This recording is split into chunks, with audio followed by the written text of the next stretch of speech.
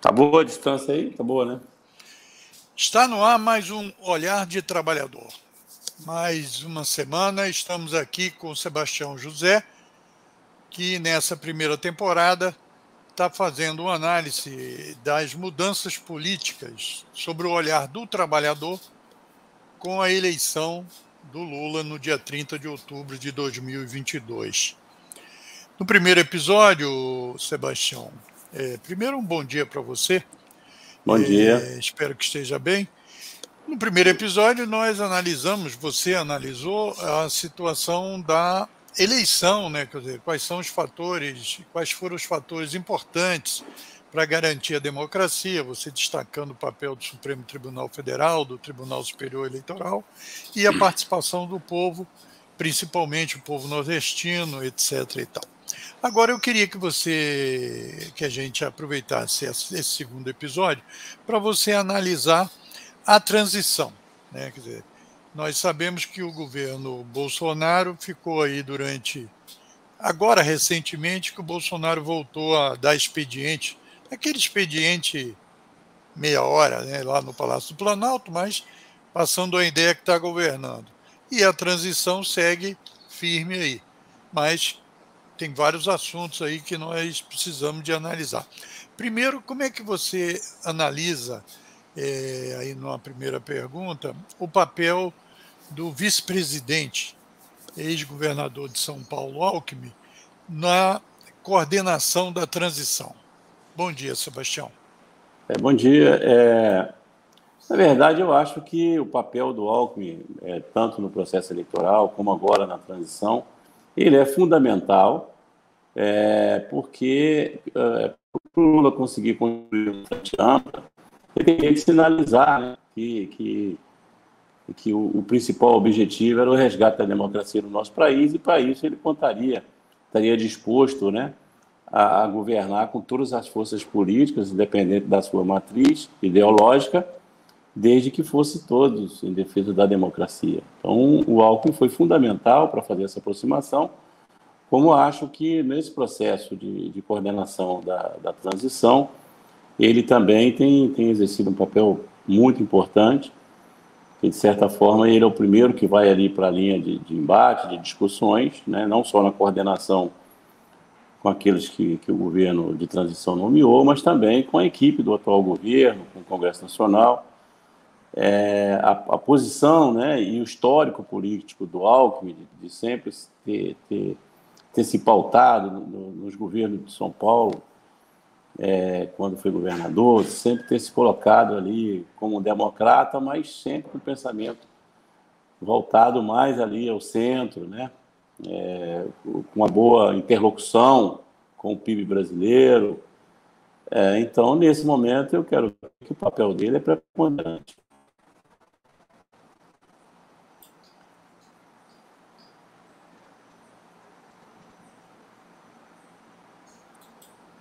Deu uma travadinha, mas você encerrou, porque eu não sabia se você tinha encerrado efetivamente. Não. Agora, você terminou, Sebastião? Terminei. Essa primeira análise? Uhum.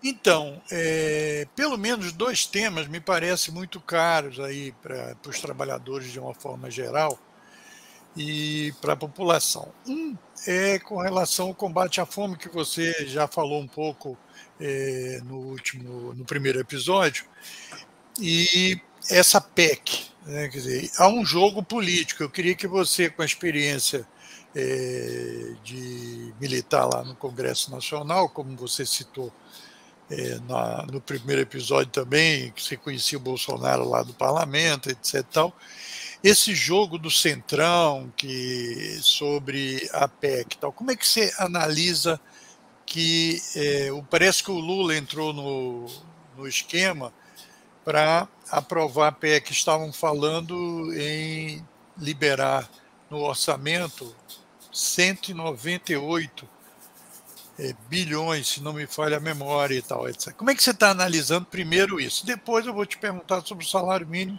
que é mais extenso. Sobre a PEC da fome, como você analisa? Eu acho que vai muito além dessa discussão aí se vai ou se não vai furar o teto em 198 bilhões, que é o que a oposição já começa a afastar o novo governo. Eu acho que o primeiro ponto, o primeiro aspecto a ser analisado nesse tema, Moisés, é se existe, se esse atual governo encaminhou alguma proposta orçamentária para 2023. Pelo que a gente está acompanhando, não tem proposta orçamentária para 2023. O que foi encaminhado por esse governo, o atual governo, é inexequível. Não há como, mesmo que Bolsonaro tivesse ganhado a eleição, ele estaria fazendo a mesma coisa que o Lula está fazendo, porque é impossível governar com a proposta orçamentária que foi encaminhada pelo Guedes para o Congresso Nacional. Então, na verdade, o que está se discutindo é um governo que não é o seu papel, né? Acabou de ganhar agora, o governo teria que encaminhar, o governo Lula teria que encaminhar uma proposta orçamentária o ano que vem, né? Então, estão antecipando aí as atribuições do governo que vai tomar posse dia 1º de janeiro, para que ele possa, já antes de tomar posse, indicar ou discutir com o Congresso Nacional uma proposta orçamentária que seja possível, né? A imprensa tem pautado muito isso como se fosse vai furar o teto, porque o governo assumiu alguns compromissos, algumas bandeiras de campanha que precisam ser cumpridas. Me parece um pouco desleal aí com o governo Lula, essa abordagem da grande mídia, porque as propostas feitas no processo eleitoral pelo governo Bolsonaro foram maiores do que as feitas pelo governo Lula. Inclusive, ele mandou uma proposta orçamentária mantendo o Bolsa Família em R$ 405, mas ele assumiu durante a campanha, assim como o Lula assumiu, que manteria os 600. Então, essa proposta orçamentária que ele encaminhou, ele mesmo já disse que não valia nada, teria que ser rediscutida com o Congresso Nacional. Pela proposta do governo, o aumento do salário mínimo de R$ 1.400 que o Bolsonaro propôs na sua campanha eleitoral é maior do que a equipe econômica, a equipe de transição está discutindo com o Congresso Nacional.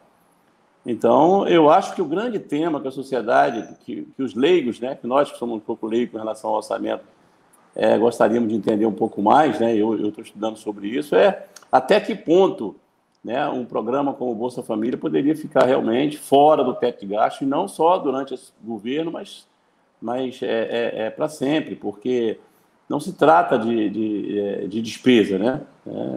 Eu acho que essa é uma questão que precisa ser discutida. A mesma coisa, a gente viu agora que o governo de transição faz uma discussão muito interessante. Eu acho que a sociedade brasileira não tinha conhecimento disso, né? Com relação até doações que tem para as universidades entrar na conta para o teto de gasto. Como é que pode isso? Quer dizer, aí realmente o PIB fica meio aborrecido, porque gostaria de abocanhar, para efeito de controle do orçamento da União, até doações feitas às universidades. Me parece que o mesmo processo também ocorre com as doações que vêm do exterior para a preservação da Amazônia, para a biodiversidade, investimentos que vêm de fora. O Fundo Amazônia, né? O Fundo Amazônia. Como pode doação entrar no orçamento? Então, eu acho que essas questões são importantes ser debatidas pela sociedade agora. É a oportunidade que a gente está tendo de entender esse mecanismo aí. Não sabíamos, sinceramente, nunca imaginei que doações fosse contabilizada para efeito de controle de teto de gasto, né? Agora, Sebastião, né? Explica melhor. Você disse o seguinte, que o governo não encaminhou orçamento nenhum para 2023 e tal. Quer dizer, formalmente, ele encaminhar lá um monte de papel lá para o Congresso e tal.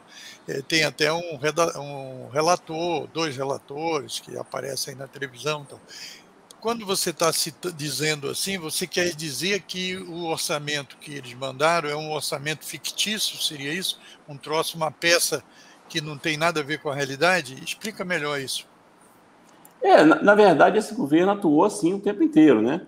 Ele nunca mandou um orçamento durante esses 4 anos para o Congresso Nacional que depois não viesse com um monte de medida provisória para furar o teto de gasto. Por isso que me assusta quando a gente vê aí o meio do PIB, os principais, né, atores do PIB brasileiro, a Bolsa cair absurdamente, porque se falou que ia furar o teto de gasto em 190 bilhões. Aliás, desses 190, parece que 23 bilhões, só 175 para o Bolsa Família. Mas os outros 23 bilhões seria retirado do orçamento essas doações que a gente está dizendo aqui. Parece que não teria nem que estar lá, né? Não teria nem que servir como parâmetro para isso. Agora, o que me assusta é que esse mesmo pessoal, durante 4 anos, não viu o Bolsonaro furar o teto de gasto em mais de 700 bilhões. Né? E uma das grandes furadas do teto que o Bolsonaro deu não tem mais nada a ver com pandemia, com Covid, coisa nenhuma, né? Foi a furada eleitoral, inclusive cometendo crimes. Aí os banqueiros ficaram tudo caladinhos. Como pode isso? Bolsonaro pôde furar em 700 bilhões o teto e ninguém reclamou. Agora o governo propõe furar em 175 bilhões para alimentar 35 milhões de brasileiros e essas pessoas estão reclamando. Não parece uma discussão sensata. Me parece um pouco, vamos dizer assim, me parece que esse governo tem que ter muito cuidado, porque me soa uma certa perseguição, né, criando factoide em cima de discussão orçamentária que sequer existe ainda, entendeu? Então, me parece precipitada essa discussão aí dos banqueiros, né, da FEBABAN, da Fiesp, né, das pessoas, dos investidores, não parecem estão tratando com 2 pesos e 2 medidas o atual governo e o próximo governo. Né? Isso não é coisa de investidor, tá certo? Derrubar a Bolsa, como aconteceu, né? Porque querem que o Lula, outro absurdo, querem que o Lula já diga logo quem vai ser o ministro da Economia. É um absurdo. O governo ele tem até dia 1º para nomear o seu ministério, não tem que cair na mão de especuladores.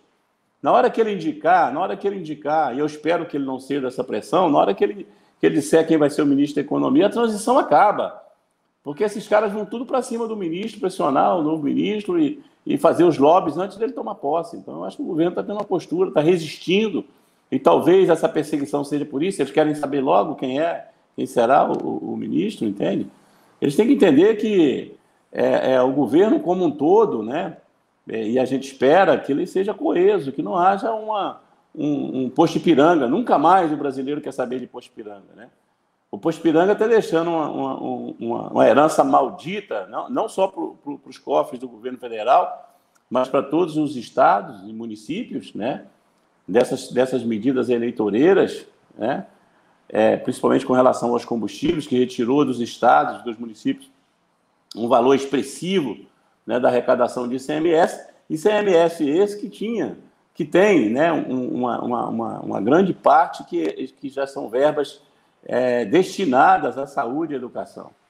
Então, isso vai atingir lá aquilo que depende do SUS, que depende da saúde, que depende da educação pública de qualidade. Então, essa herança maldita já ficou aí. Agora, atrapalhar a transição, aí já está me cheirando mal, entendeu? Agora, a minha preocupação é a grande mídia estar comprando essa ideia aí de fura-teto, entende? Que teto? Nunca teve teto nesse governo. É interessante isso. Inclusive, você falando isso me lembrou o seguinte: os banqueiros querem segurança, não é isso? Segurança, estabilidade, vamos logo saber quem é o ministro, etc. e tal. É o discurso. É claro que o que eles querem é fazer isso que você falou, uma pressão para tentar defender os interesses dele. Agora, os 32 milhões que estão com fome, que não têm segurança alimentar, então segurança para esses não existe. Agora, Sebastião, vamos tratar de um tema mais diretamente ligado aos trabalhadores, aqueles que têm emprego, etc., a questão do salário mínimo. O governo Lula assumiu um compromisso na campanha, e para mim compromisso de campanha não é como eles da grande mídia falam. Não, isso é uma promessa. Não tem nada de promessa, o povo votou a maioria, então tem que fazer o que foi discutido e o que foi compromissado e tal, de elevar o salário mínimo acima da inflação. Como é que você vê esse debate? O parlamento negociando aí, os presidentes Lira, o Pacheco e os relatores do orçamento nessa questão do salário mínimo. Olha, Moisés, essa discussão do salário mínimo, ela é muito uma discussão que tem, de certa forma, uma importância fundamental para o resgate do crescimento econômico no país, né? Nós falamos num país que está com a sua indústria quebrada, né? Que é a indústria que é a maior geradora de empregos. Então, a gente precisa resgatar que nos últimos anos, né, que antecederam o governo do Michel Temer, a gente teve uma política de reajuste do salário mínimo baseado na inflação e mais o crescimento do PIB dos 2 anos anteriores. Então, nós tivemos aí 12 anos de reajustes acima da inflação para o salário mínimo. Quando a gente fala em reajuste do salário mínimo acima da inflação, nós não estamos falando só do salário mínimo, nós estamos falando de todos os trabalhadores, porque, na verdade, apesar de não ter vinculação na Constituição do salário mínimo com os pisos salariais estabelecidos nas negociações coletivas, né, feita pelos sindicatos, a gente sabe que o parâmetro do reajuste, do percentual de reajuste para o salário mínimo, ele é muito importante para fortalecer as negociações, porque aí o sindicato fica numa situação: eu não posso negociar menos do que foi dado para o salário mínimo, senão eu estaria reduzindo o piso salarial da categoria que eu represento, e daqui a alguns anos estaríamos todos ganhando salário mínimo. Então, isso fez com que a média de salário dos brasileiros se mantivesse reajustado acima da inflação. Evidente que quando você fala de reajuste de salários acima da inflação, você está falando de injeção de dinheiro, né, na economia, principalmente na economia que gera emprego, né, no pequeno, no médio empresário, que depende, a sua produção depende do consumo, e os brasileiros que mais consomem são aqueles que ganham salário, porque aqueles que estão especulando na Bolsa e que estão, de certa forma, já boicotando o novo governo, esses não fazem a economia brasileira girar para os brasileiros, porque até as compras deles eles fazem em Miami, não faz aqui. Então, não dá para achar que sem colocar dinheiro na mão do povo, a economia, de fato, vai crescer. O maior exemplo disso a gente viu na crise de 2008, né? E eu participei dessa negociação com o governo Lula, né? Que o mundo inteiro dizia, por causa da crise nos Estados Unidos, que vinha aí uma crise para o Brasil muito grande. E o Lula chamou de marolinha, e aí aconteceu uma grita também nos banqueiros, porque ele manteve essa política de reajustar o salário acima da inflação, e eles achavam que não tinha que repor nem pela inflação, por causa da crise. E, na verdade, ele deu 2% a mais, e aí o que aconteceu foi que o Brasil enfrentou a crise em melhores condições do que os outros países, exatamente porque colocou dinheiro na mão do pobre. O pobre é que é o consumidor. O pobre compra em 12 vezes na Casa Bahia. Então, a produção, de um modo geral, ela depende do consumo, e quem consome e faz a economia girar, e ela girando gera emprego, distribuição de renda, entende? É o salário. Não há outro mecanismo de distribuição de renda que não seja o salário. Essa questão do Bolsa Família ela é super importante, mas ela precisa estar ali numa política alinhada ao crescimento da economia, para que isso seja transitório, que seja um momento em que as pessoas possam se preparar e ingressar no mercado de trabalho, e que não precise mais. Não é nada positivo para o Brasil ter que alimentar 33 milhões de brasileiros. Eu acho que a economia tem que girar, a distribuição de renda tem que ser mais justa, para que essas pessoas possam sobreviver sem depender desse auxílio. Então, assim, me parece que esse momento é um momento humanitário, uma questão uma questão humanitária, porque a fome não pode continuar num país que é o segundo maior produtor de alimentos do mundo, ter essa quantidade de brasileiros passando fome. Mas isso é uma emergência, e a gente só vai sair disso com o crescimento econômico, e crescimento econômico é remuneração justa para os trabalhadores consumirem e fazerem com que a economia e a produção nacional possa se desenvolver. Eu queria relembrar, e você, mais do que nunca foi protagonista disso, pode ajudar muito aí aos telespectadores entenderem, porque quando se discutia no início próximo do governo Lula assumir o primeiro mandato, havia toda aquela discussão e vários comentaristas da Fiesp usavam a TV Globo para isso, tal, dizer o seguinte, que o aumento real do salário cria inflação e não gera desenvolvimento, certo? Gera déficit, gera isso, etc. E o governo Lula, durante todo o período, com aquele mecanismo que as centrais, e vocês participaram da nova central, um tipo de gatilho que você disse aí, tantos por cento acima da inflação e mais o período, a inflação mais 2 períodos para trás de índice de crescimento, etc. Então, ficou totalmente desmascarado esse papo. Esse papo acabou saindo do noticiário porque era um papo furado. Você lembra isso aí para a gente? Porque eles falavam muito isso, que aumentar o salário, botar dinheiro na economia e tal, através do salário, vai acabar com a Previdência, vai destruir a economia, vai acabar prejudicando os mais pobres, tal, tudo cascata. O que se viu nos governos populares foi o crescimento real do salário e isso impulsionando a economia, e não o contrário. Essa experiência que vocês tiveram naqueles conselhos de desenvolvimento econômico, nos debates das centrais com o governo, cita um pouco para a gente. Eu acho que é importante entender como se chegou a esse modelo de reajuste do salário mínimo no Brasil, no primeiro mandato do governo Lula. O presidente Lula já dizia lá atrás que a única maneira do pobre, do trabalhador participar do crescimento do país se esse crescimento se repercutir no seu salário, porque ele não tem dinheiro para investir na bolsa, ele não tem como ganhar. Então, o mecanismo que se chegou, que me parece não é nada demais, é muito simples de entender. A correção da inflação para os salários, ela reajusta, ela repõe a perca do ano anterior.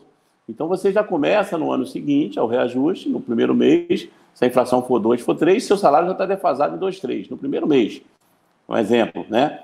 Então, reposição da inflação é reposição do que você perdeu no ano anterior. E você já começa o ano seguinte, depois do reajuste, perdendo de novo, para se recuperar no ano seguinte.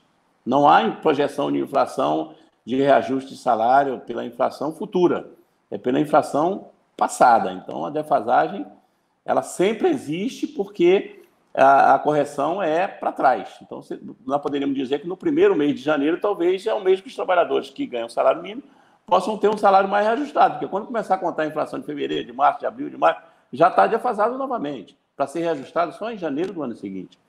Agora, a conclusão que nós chegamos, uma discussão das centrais com o governo, e eu tenho convicção que essa política será resgatada, porque eu não conheço nenhum economista, nem esses economistas mais voltados para a direita, ter argumento para contestar esse modelo de reajuste.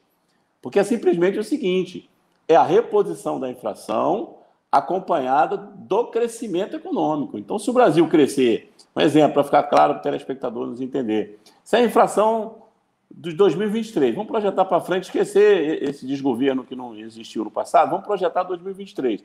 Se a inflação de 2023 der 10% em dezembro, o reajuste, ao invés de ser 10%, vai ser 10% mais o crescimento da economia de 2023.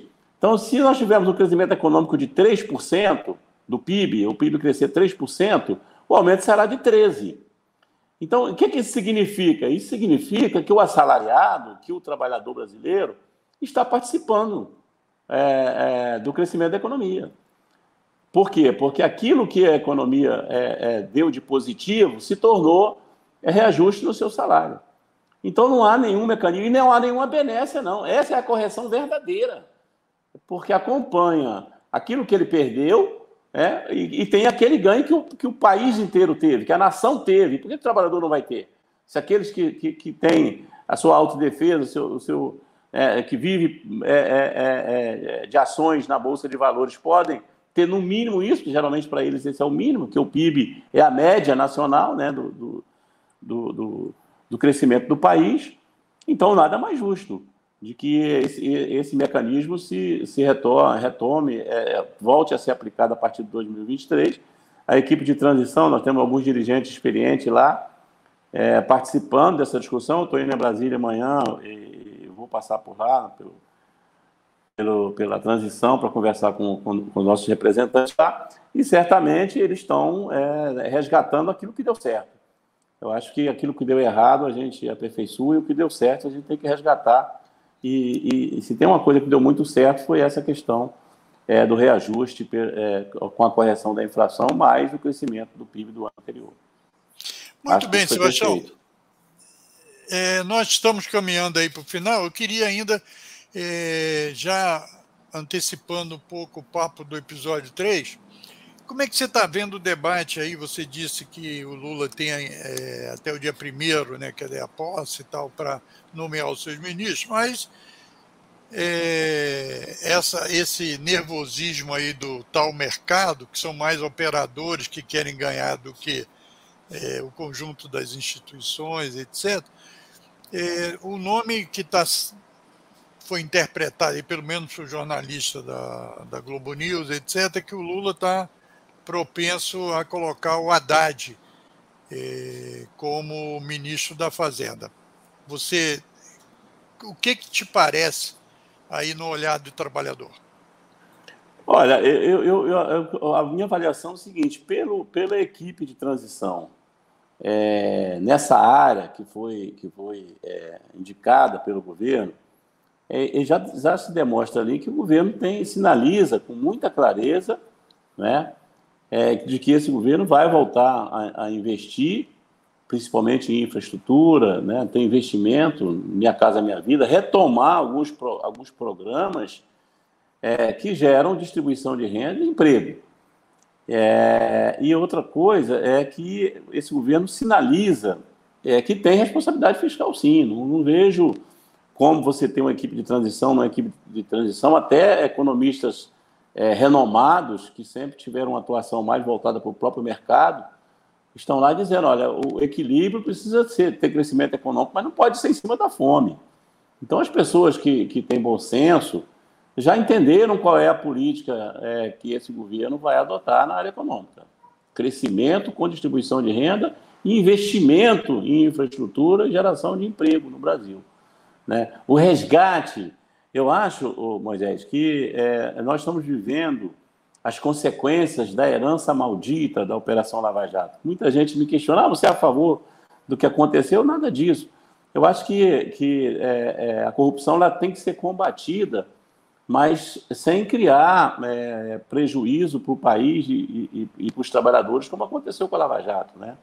Nós tínhamos uma indústria pesada que era... Combater a corrupção e não combater o emprego, né? E não combater o emprego. Né? Porque eles tinham que criar a crise econômica para a direita chegar no poder como chegou. Se não fizessem isso, não chegaria, né?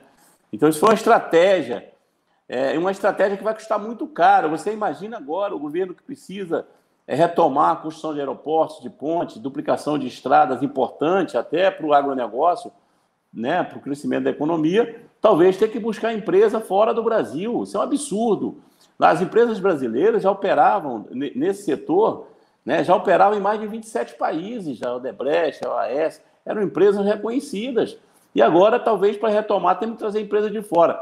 E nós perdemos muito dinheiro e muitos postos de emprego com essa operação politizada, porque é uma operação que não é politizada, ela vai atrás do CPF, dos corruptos, e não atrás do CNPJ. O CNPJ não rola. Isso. Entendeu? Então, isso foi estratégia. Muito bem, Sebastião. Muito bom. A gente deseja que você faça uma boa viagem, que você traga notícias lá para o 3º episódio, porque queremos debater agora a questão da participação dos trabalhadores, o movimento sindical, etc., no nosso 3º episódio. Obrigado aí por sua participação. Até o próximo Olhar de Trabalhador, semana que vem. Ok, obrigado.